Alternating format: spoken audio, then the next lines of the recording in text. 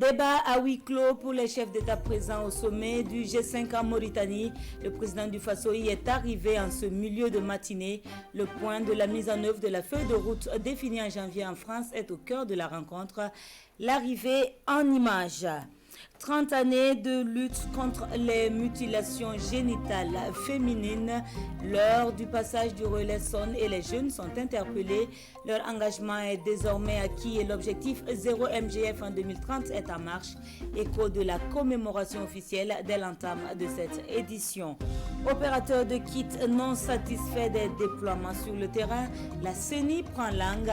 Cette dernière pointe du doigt le manque d'assiduité des 10 agents à la formation et leur inexistence dans sa base de données.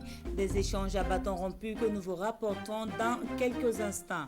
Conseillers municipaux de la majorité, ils montent au créneau en réponse à l'opposition. Un soutien au maire de la ville de Ouagadougou, rien d'anormal dans la procédure de passation du marché des 77 véhicules. La révocation du maire ne relève d'ailleurs pas de la rue. Nous développons le sujet dans cette édition. Et ce sont là les titres de votre 20h. Madame, monsieur, bonsoir. Le chef de l'État et sa délégation sont en Mauritanie pour le sommet du G5 Sahel. Cette dernière rencontre, qui fait suite à celle du 27 avril tenue par visioconférence, va permettre de faire le point de la mise en œuvre des engagements déclinés à Pau en France en janvier dernier. Les débats qui se tiennent à huis clos seront résumés par notre envoyé spécial sur place dans nos prochaines éditions. 17e journée internationale tolérance zéro MGF et 20e journée nationale de lutte contre l'excision, des combats de longue haleine afin de ne pas céder à l'essoufflement. La jeunesse est interpellée dans la reprise du flambeau. Quelle perspective avec la nouvelle génération? C'est sous ce thème que se passe la commémoration officielle, occasion de faire le bilan de 3 décennies de pratique et amorcer de nouvelles perspectives. Jean-Eudes Bayala et Sanouha Christine Koulibaly. C'est une célébration conjointe sous le signe de la capitalisation de 3 décennies de lutte contre les mutilations génitales féminines au Burkina Faso. 30 ans d'efforts conjugués de l'État, de la société civile et des partenaires techniques et financiers qui ont permis d'engranger de nombreux acquis. Je citerai la création depuis 1990 d'un organe multi-acteur d'orientation des décisions, l'introduction de modules sur les MGF dans les curricula de formation au primaire, au post-primaire, au secondaire, ainsi que des établissements de formation professionnelle. La formation de plus de 2500 agents de santé sur les MGF et en technique de réparation des complications et des séquelles de l'excision dans les 45 provinces. L'adoption de la loi 025-2018 AN du 31 mai 2018 portant code pénal qui renforce la répression de la pratique à travers des dispositions spécifiques. Avec à la clé le taux de prévalence chez les jeunes filles de 0 à 15 ans qui passe de 13% en 2010 à 11% en 2015. Que de batailles gagnées donc, mais le combat demeure.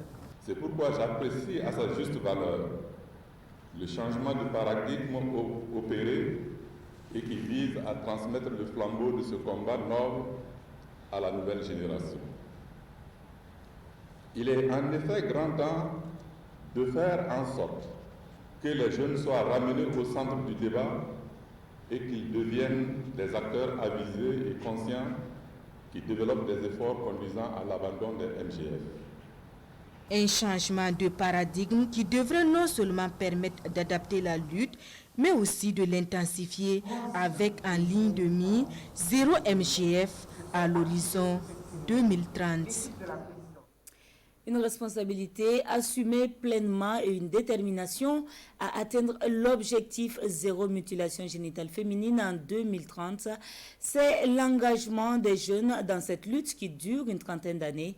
Ils sont venus des 45 provinces pour le signifier et c'est ce que nous voyons dans ce reportage de Jean-Eudes Bayala et Sanouha Christine Koulibaly. Ils sont désormais les porte-étendards de la lutte contre les MGF au Burkina Faso. Une transition intergénérationnelle qui s'amorce à cette commémoration. en vous plaçant désormais au cœur de la lutte pour la tolérance zéro au MGF, au Burkina Faso, c'est votre responsabilité devant l'avenir que vous engagez. Je vous invite donc à recevoir avec honneur le flambeau de la lutte, mais aussi et surtout à entretenir la flamme allumée par les pionniers, et cela jusqu'à l'éradication totale et définitive de la pratique de l'excision au Burkina Faso. Un combat qui est désormais le leur et ces jeunes, à travers leurs leaders, comptent le gagner malgré la complexité du phénomène. Nous, jeunes générations, nous sommes conscients que la lutte ne sera pas facile, mais nous sommes assez informés auprès donc de nos aînés, nous sommes assez cultivés et nous pensons que nous allons pouvoir mener donc cette bataille. Nous allons développer davantage des cadres de rencontres, d'échanges entre jeunes pour voir quelles sont les méthodes que nous allons utiliser pour pouvoir approcher les parents, pour les sensibiliser davantage, pour pouvoir impacter. Au sein de BPW, nous avons déjà commencé la lutte et jusqu'en 2021, nous avons décidé de faire des émissions radio, de faire beaucoup d'émissions radio avec des acteurs, le personnel technique de l'action sociale qui nous accompagne. En attendant l'heure du bilan, les aînés parmi lesquels Naba Chiba de Waibia et l'émir du Liptako, qui ont été de tous les combats contre les MGF, sont ici honorés. Plénière consacrée ce jour à la programmation budgétaire et économique pluriannuelle, un programme qui s'exécute sur 3 années et qui est porté par le gouvernement à l'hémicycle. Le sujet a donné lieu à des débats sans vote avec le ministre de l'économie et des finances. L'ambiance avec Nongba Kouda et Vincent Kinrebego. Devant la représentation nationale, le ministre de l'économie, des finances et du développement expose le projet de programmation budgétaire pluriannuelle de l'État. Il s'agit d'un concentré des projections des budgets annuels de la période 2021 à 2023 qui se décline en 4 axes essentiels. Le renforcement donc de la sécurité et de la cohésion sociale. Le deuxième axe, la promotion d'une bonne gouvernance, parce qu'aujourd'hui, avec tout ce qui se passe, ça veut dire que ce n'est pas la quantité d'argent, mais c'est la qualité de l'utilisation de cette somme. Vous avez l'autre qui est le renforcement donc de la dynamisation et bien sûr la dynamisation des secteurs porteurs de croissance. Et enfin, bien sûr, le développement du capital humain. Soumis au débat, la soutenabilité de la dette est l'une des principales préoccupations des députés, surtout la dette intérieure assez importante. Lorsqu'on rentre dans le détail maintenant pour regarder, on se rend compte qu'il y a une augmentation assez importante de la dette intérieure. Et c'est cette dette intérieure, ça dit que c'est la dette que nous prenons sur le marché financier régional, qui n'est pas une dette à long terme, ce sont des dettes maximum 8 ans. Et c'est pourquoi justement les députés sont revenus là-dessus, parce que si vous ne regardez pas cette soutenabilité, à long terme, vous pouvez vous retrouver dans des difficultés. Après la présentation de la programmation pluriannuelle, le ministre de l'économie et des finances doit revenir à l'hémicycle en session budgétaire avec le projet de budget de l'État, exercice 2021.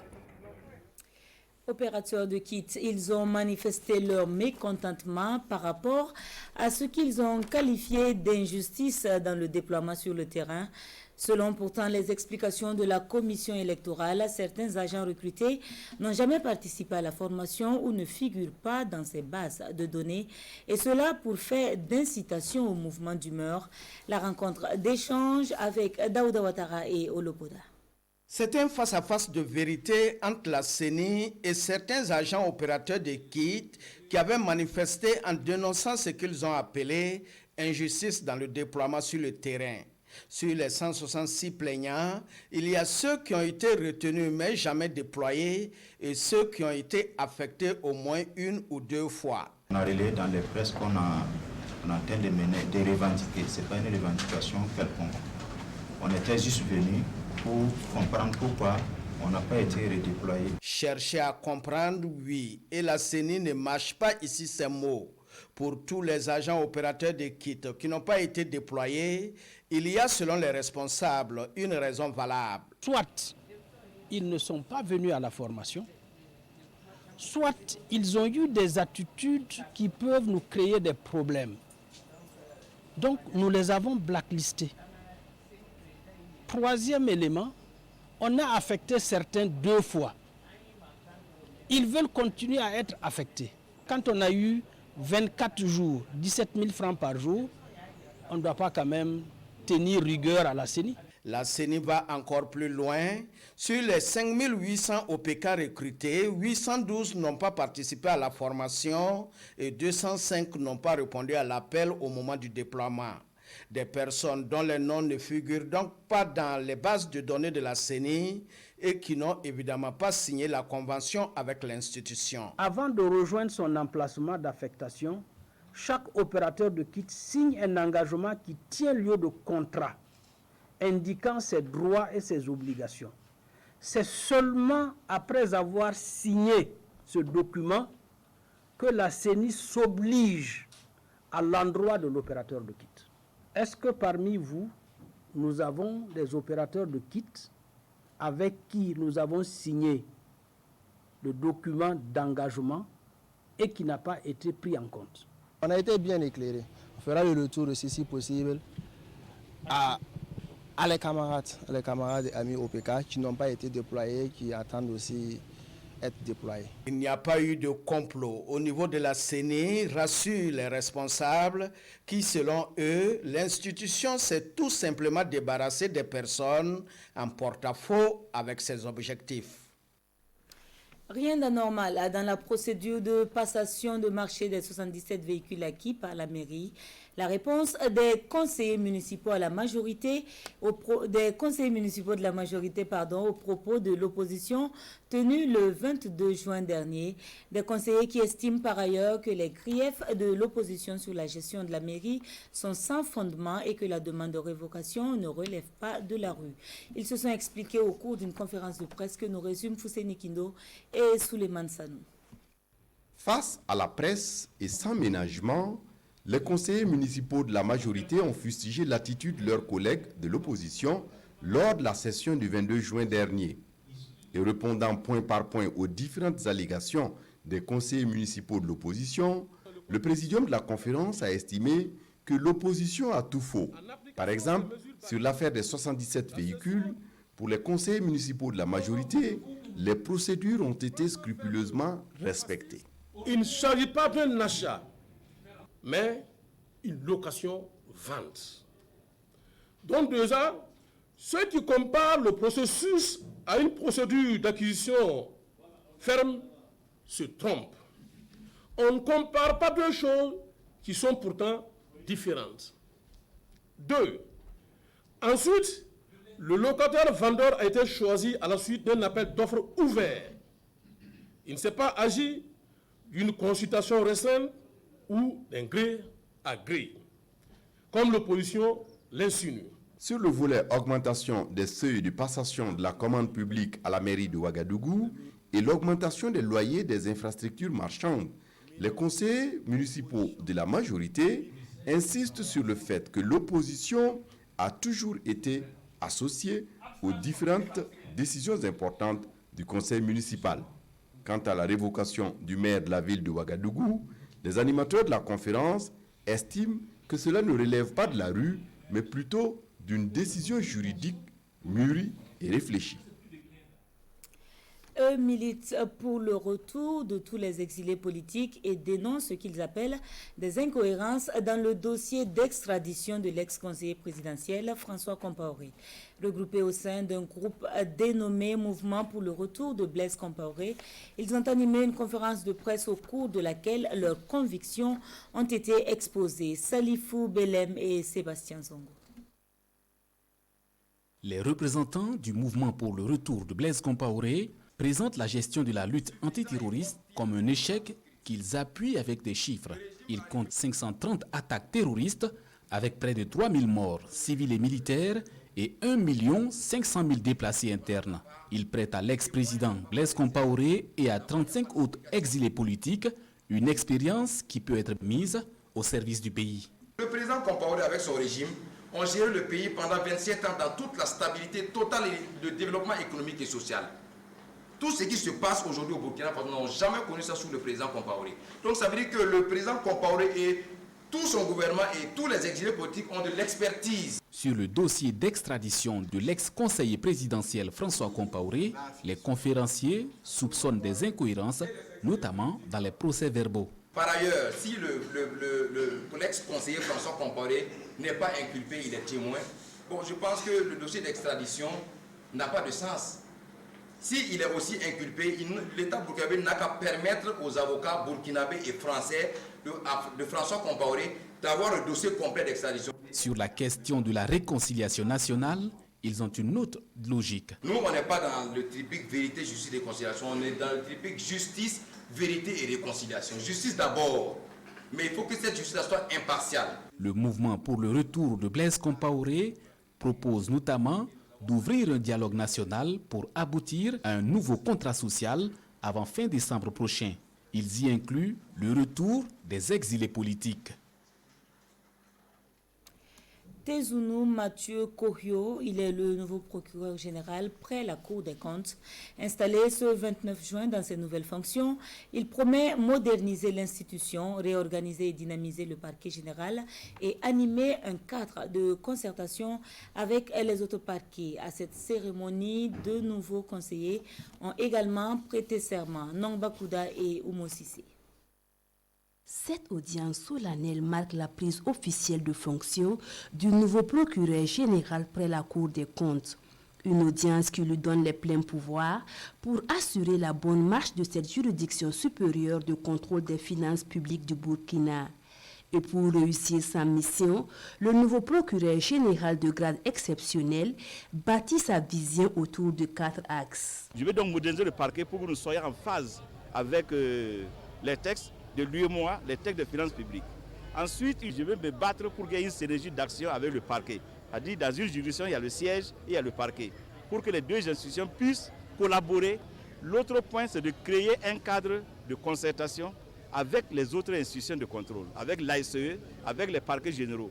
Ça veut dire qu'il nous faut arriver à ce que chacun comprenne son domaine de compétence. Il faut que les autres contrôleurs, quand ils contrôlent, ce qui doit revenir à la Cour, ils donnent le déféré. Si vous déférez une faute de gestion devant le procureur du Faso, il ne fera rien avec. Et pour cela, la communication aura une place de choix dans cette vision du nouveau procureur général. À cette audience solennelle, 2 nouveaux conseillers prêtent serment. Nommés pour un mandat de 5 ans renouvelable une fois, Thomas Ouedraogo et Juste Alain Dabré, tous 2 inspecteurs du Trésor, sont dorénavant soumis aux mêmes exigences que les magistrats durant leur séjour à la Cour des comptes. Dans un tout autre registre, l'opération de sécurisation de la forêt classée de Pau, du ranch de gibier de Nazenga et de la forêt classée de la Sicile a pris fin ce 29 juin. En sus de la sécurisation, l'action qui vise aussi à lutter contre le braconnage a engrangé des résultats fort appréciables. Le ministre de l'Environnement était au ranch de Nazenga pour le constat. Nous suivons le reportage de Issa Kafando et Isia Kanana.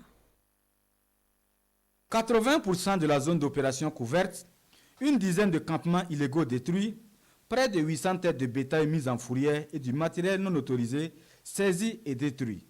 C'est le bilan de cette opération de lutte anti-braconnage et de sécurisation du parc national de Pau, du ranch de gibier de Nazenga et de la forêt classée de la Sicile. Dénommée Benjarabia ou main dans la main en langue kassena, cette opération de sécurisation aura surtout permis de réduire la pression anthropique dans ce complexe écologique. L'opération a été menée par une force mixte constituée des différentes forces militaires et paramilitaires.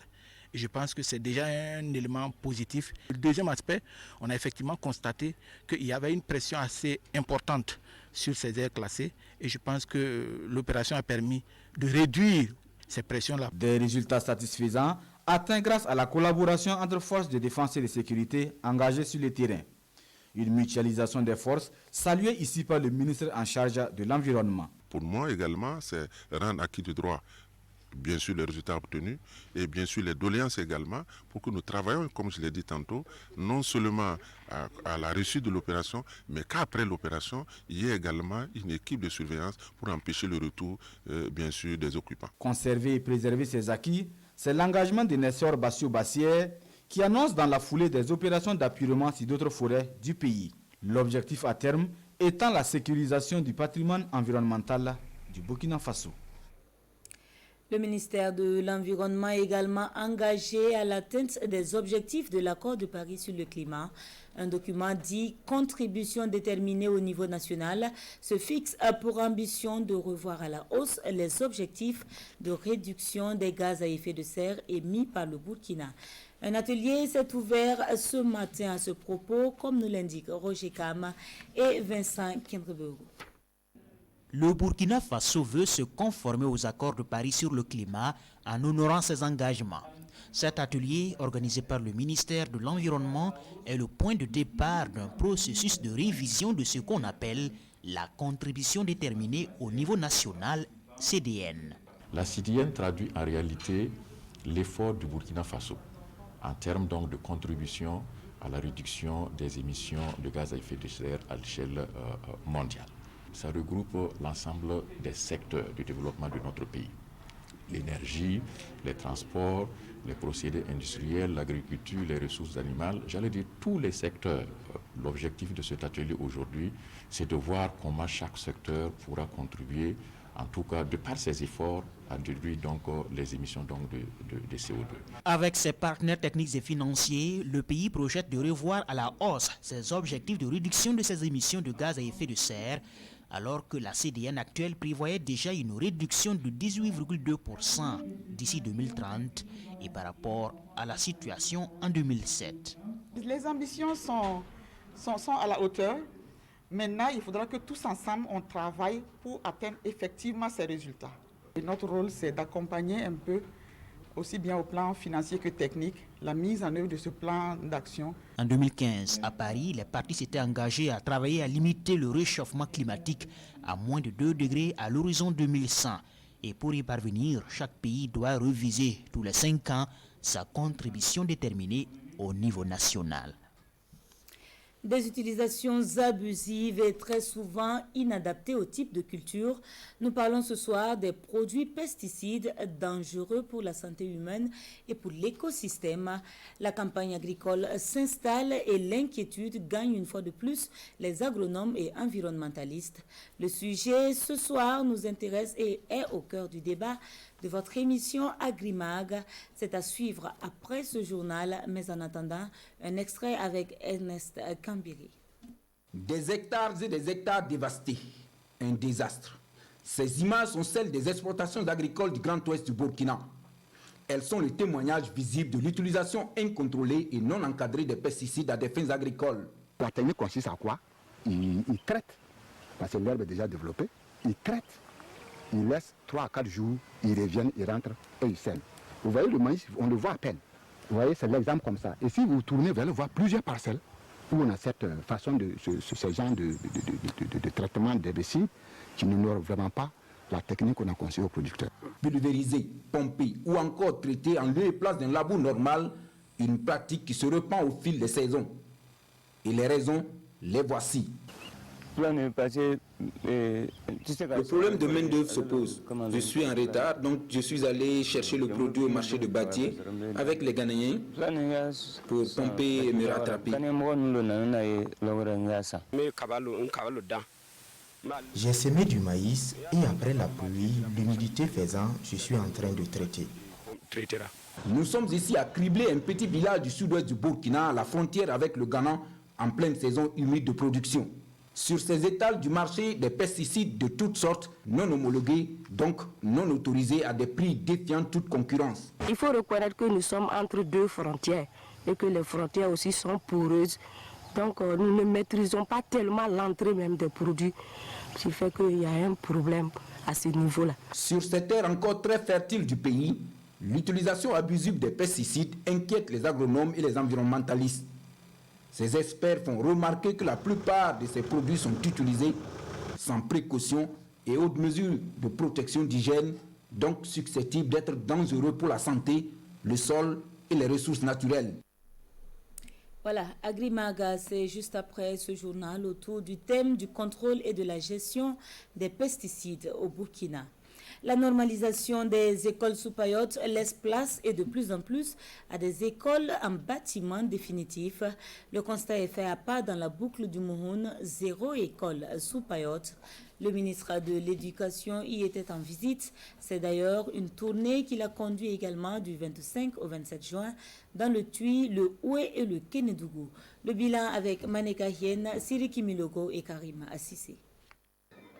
Ces locaux de fortune servaient de salle de classe pour les élèves de Dossi dans la commune rurale de Boni, province du Tuy. Cette situation relève désormais du passé. C'est une école entièrement achevée que le ministre en charge de l'éducation nationale visite.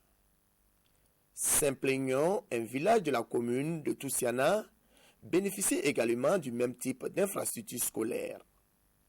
Des infrastructures qui font la fierté des bénéficiaires. Dieu merci, franchement, nous sommes comblés, nous sommes très contents parce que franchement, les conditions de travail n'étaient pas ça. Autre lieu, même réalité.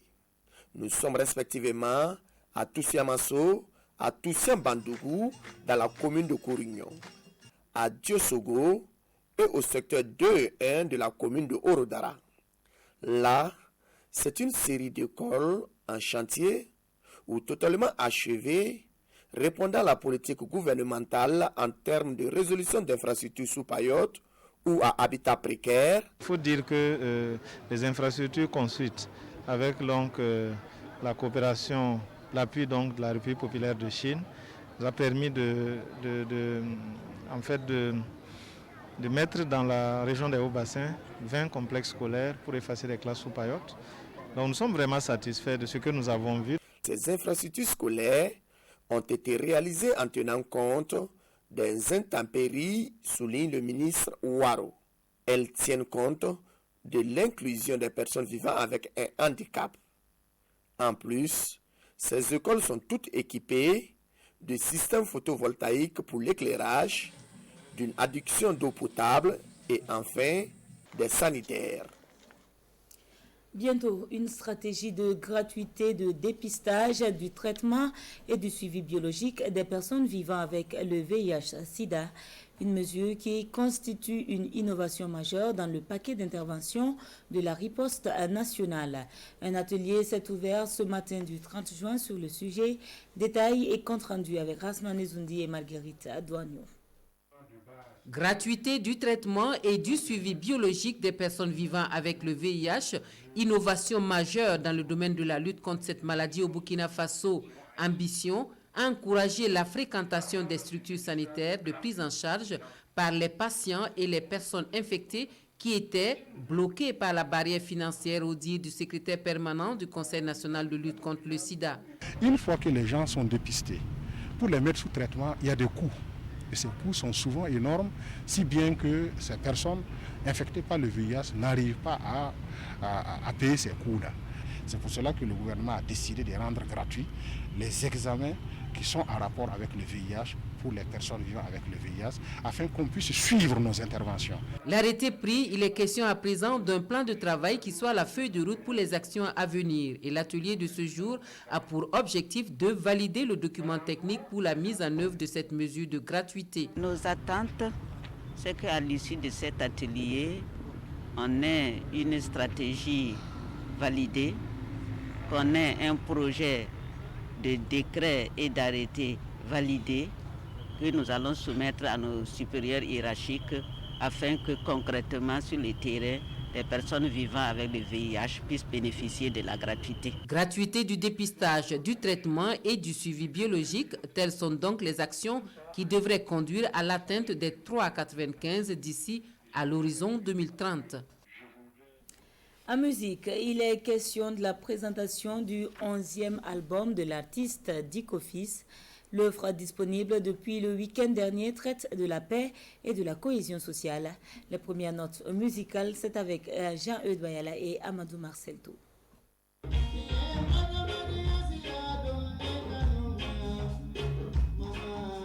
La paix au Burkina Faso. Dick Office en fait son principal défi à travers sa toute nouvelle œuvre, Jam.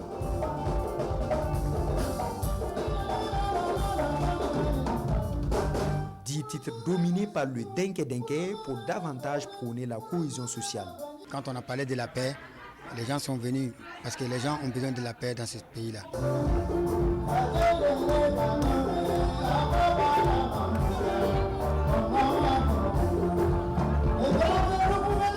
Les thèmes qui développent sont des thèmes porteurs et sont également des thèmes qui appellent à l'unité nationale, à la cohésion nationale, donc à avoir effectivement une certaine solidarité entre nous au Burkina Faso. Aussitôt présenté, Jam fait déjà sensation, car le tout premier CD de cet 11e album a été vendu à 750 000 francs CFA, comme pour soutenir la création et l'initiative de l'artiste.